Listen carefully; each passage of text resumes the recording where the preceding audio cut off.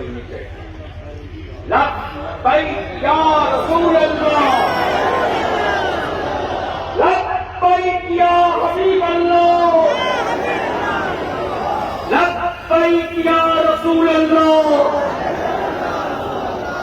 नीचे गए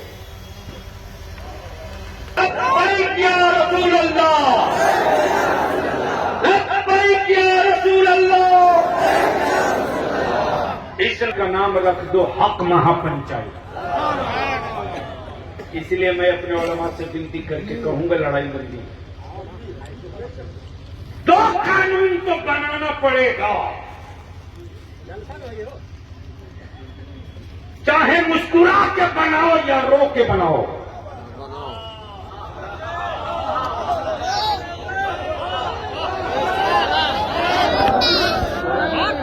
दो कानून तो बनाना पड़ेगा,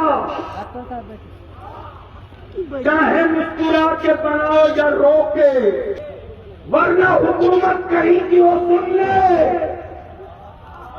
अब तक राजनीतिक वर्करों का आंदोलन देखा है, मुस्तफा के बारिश का आंदोलन नहीं देखा है।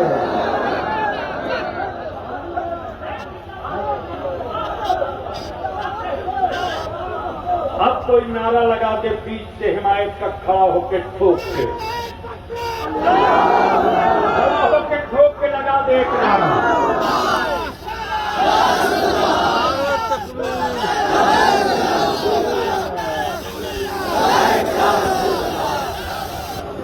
भैया भी कैसा लिख लो, चाहे बड़ा हो लिख लो, कायदे से लिख लो। मैं जानता हूं जी कि तुम्हारे सत्ता की औकात तुम्हारी अपनी बिरादरी के वोट पे नहीं, मुसलमानों पे टिकी है, और हमें भी फख्र है इस पर। अरे मेरी कौम ने तो जात और बिरादरी नहीं देखा, सेकुलरिज्म के नाम पर मेरे अच्छे अच्छे बेटों को इसने दफन कर दिया ताकि मुल्क में कॉम्युनलिज्म का दर्द कोई सेहतमंद न हो। लेकिन उन चेहरों को भी बलियाबी छोड़ेगा नहीं। इतना जरूर कहूंगा कि हमारी मस्जिदें जमीन किसी की हड़पी हुई जमीन पर नहीं बनी है, हमारे मदरसे हुकूमत के पैसों से नहीं बने हैं, और हमारे अइम्मा की तनख्वाह कोई सरकारी खजाने से नहीं मिलता है। इसलिए जमीन मेरी, तामीर मेरी, ईंट मेरी, पत्थर मेरे, मिट्टी मेरी, और उस पर अगर कोई सत्ता का दलाल बुलडोजर लेकर आएगा तो उन बुलडोजरों का पल्ला ईंटों से बाद में पड़ेगा, आलिमों की छाती से पहले पड़ेगा। इसलिए जुब्बा फाड़ लो।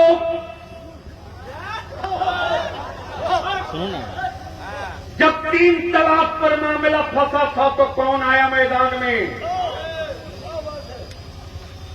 हाँ, अदालत में बैठे कुछ लोग जिन्होंने मुस्लिम पर्सनल लॉ पढ़ा नहीं। हमें फख्र है कि मेरी जमात में एक ऐसा भी आलिम है जिसका नाम हजरत अल्लामा मुफ्ती अली रजा मिसबाई, जो मेरे काज़ी शरीयत है।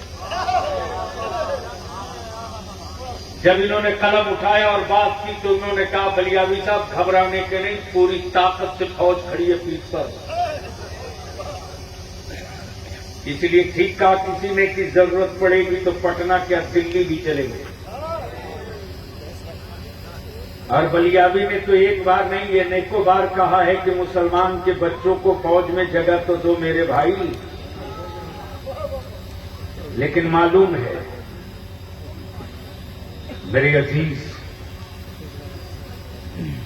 उर्दू में शेर सुनाया जाता है मोहल्ले में हमारे, लेकिन पार्लियामेंट में, लोकसभा में, विधानसभा में, विधान परिषद में उर्दू में शेर सुनाते हैं। लेकिन उर्दू को कत्ल करने के लिए पानी पी पी करके तलवार पे धार भी वही चढ़ाते हैं। उर्दू भारत की आजादी की जबान है। ये उर्दू जबान थी जिसमें अल्लामा फजल हक खैराबादी ने अंग्रेजों के खिलाफ जिहाद का फतवा दिया था, वो उर्दू। लेकिन आज उर्दू दम तोड़ रही है। उर्दू असातिज़ा की बहाली की बात करो तो लोग मुझे बंदर छुछुंदर दिखाते। सत्ता में मेरे बेटों की हिस्सेदारी की बात हो तो मुझे लोग आंखें लाल करके डराते। जबकि सच ये है कि उनकी अपनी बिरादरी का वोट उनके साथ नहीं है और हमारी ही औलादों के वोट पर सत्ता में बने हम ही को आंख दिखाते। इसलिए हिसाब तो इदारे शरिया मांगेगा। हाँ, मैंने तो साफ कहा कि सुनो और आप भी मत करना। अपनी औलादों को बुज़दिल और कायर मत बनाना, डरना मत। जो कौमें जाहिल होती है वो कौमें डरती है, जो कौमें अनपढ़ होती है वो कौमें डरती है, जो समाज जाहिल होता है वो समाज डरता है, जो समाज भारत का संविधान पढ़ चुका है वो कभी डरेगा नहीं।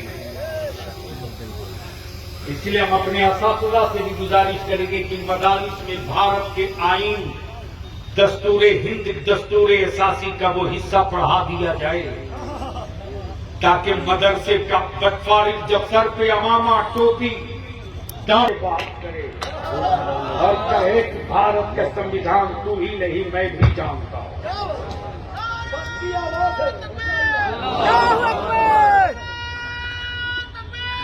जब महसूस किया अल्हम्दुलिल्लाह, एक इल्तिजा और करूंगा। कारी मुतुर्रहमान साहब हैं, मौलाना अब्दुल मालिक साहब हैं, हजरत अल्लामा शहबाज साहब हैं, सारे सीनियर उलमाए किराम बैठे हो।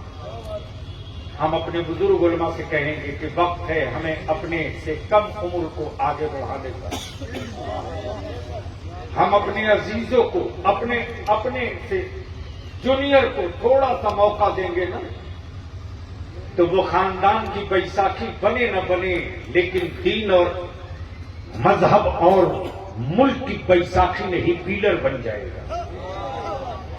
इसलिए मैं आप तमामी उलमा से विनती करके कहूंगा कि एक हफ्ते का वक्त है, एक एक मस्जिद गिन लीजिए, एक एक इमाम गिन लीजिए, एक एक मकतब गिन लीजिए।